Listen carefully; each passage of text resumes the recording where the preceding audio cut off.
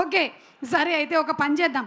సరే, మా makeup academy ఏదైతే ఉందో ఈ మేకప్ అకాడమీలోనే ట్రైనింగ్ అయ్యి సోను మోడల్ లైలాగా తయారైనటువంటి సందర్భంగా కంగ్రాచులేషన్స్ తెలియచెప్తూ ఉన్నాము టు యూ. మా అకాడమీ నుంచి మేకప్ ఇంత బాగా నేర్చుకున్నారు, ఇంకేమైనా నేర్చుకోవాలనుకుంటున్నారా?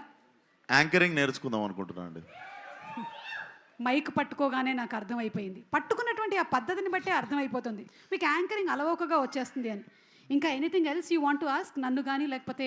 నేను యాక్చువల్లీ ఒక ఐటమ్ తెచ్చిన, అది ప్రవేశపెడితే. ఒక ఐటమ్ తెచ్చారు? ఎస్. ఒకసారి నాకు తెలియనటువంటి ఆ ఐటమ్ ఏంటో ఒకసారి స్క్రీన్ మీద ప్రవేశపెట్టండి. అయ్యో, నేనేం చెప్పలేదురా నాయనోయ్. ఒకసారి మధ్యలో ఉండేటువంటి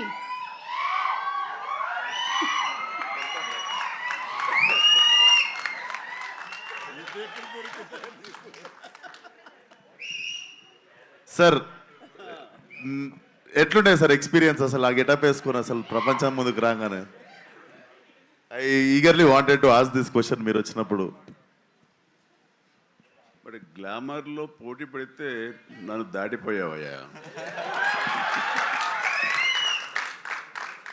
ఇక్కడంతా కొంచెం కళ ఎక్కువైంది, నీ దగ్గర మాత్రం బొద్దుగా ఉండేసరికి ఆ కళ అసలు వేరే. నాలాంటి వాడికే కొంచెం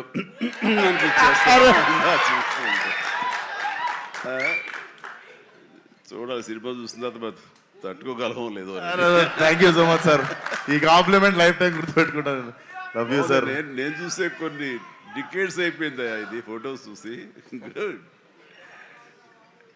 thank you. But as actor I know sir, అంతమంది ముందు ఒక గెటప్ వేసుకొని బయటికి రావాలంటే definitely one of the inspiration అనుకుంటా sir. Thank you so much sir. Good.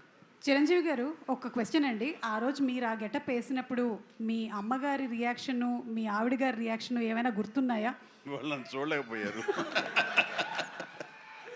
అసలు కనపడదు, మరి మీసాలు పెంచుదాకా మా ముందుకు రాకండి అన్నారు.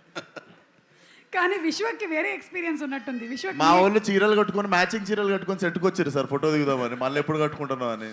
ఆ టైంలో షూటింగ్ టైంలో నేను అప్పుడు మీసాలు తీయలేదు. జంజాలుగా మీసాలు తీయాలి అని అన్నప్పుడు ఒకటే కండిషన్, ఒక 60-70 మంది పనిచేస్తున్నారు యూనిట్లో, అందరూ తీస్తేనే ఆఖరి తీసేవాడు నేను అవుతానని అందరితో తీయించాను మీసాలు. నేను ఒక్కడైనా ఆ రకంగా ఉండాల్సిన అందరూ ఉండాలి సెట్లో, అందరూ తీశారు. స్టిల్ కూడా ఎక్కడ ఉండాలి సార్. ఈ ఐడియా నాకు వచ్చుంటే అదిరిపోయేది సార్. అసలు అందరి చేత చీరలు కట్టించేవాడు. ఫస్ట్ మీ డైరెక్టర్ రామ్ నారాయణ గారితో మీసాలు తీయించారు అందరికి. అసలు నాకు ఈ ఐడియానే తట్టలేదు అసలు. అదే అంటే ఆ రోజుల్లోనే చిరంజీవి గారు చాలా కంఫర్ట్ ఉంటుంది తెలుసా, అందరికి తీసేస్తే నాకేముంది అన్నట్టుంటుంది అసలు. ఏం పర్వాలేదు విశ్వక్, ఈ రోజు మీరు ఇది మాట్లాడారు కదా, రేపటికల్లా మేము రెడీ అయిపోతుంది చూడండి.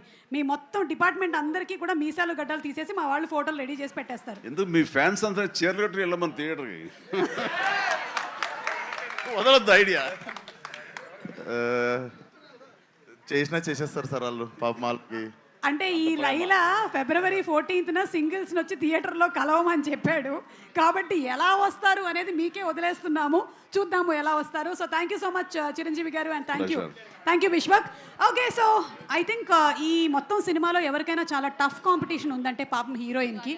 ఏ సినిమాలో అయినా సరే హీరోయిన్ అందంగా కనిపించింది, హీరో ఏమో హ్యాండ్సమ్గా కనిపించారు అని చెప్తారు. కానీ ఇక్కడ ఈ సినిమా విషయానికి వస్తే హీరో కూడా అందంగా కనిపిస్తుంది, హీరోయిన్ కూడా అందంగా కనిపిస్తుంది. రామ్మ ఆకాంక్ష, స్టేజ్ మీదకి రామ్మ, నీ కష్టాలు ఏంటో చెప్పుకోరా. హీరోయిన్కి పోటాపోటీగా ఇంకొక హీరోయిన్ ఉందంటే మనం అనుకోవచ్చు, కానీ విశ్వక్ సేనే సోను మోడల్ లైలాగా తయారయ్యి హీరోయిన్కి గట్టి పోటీ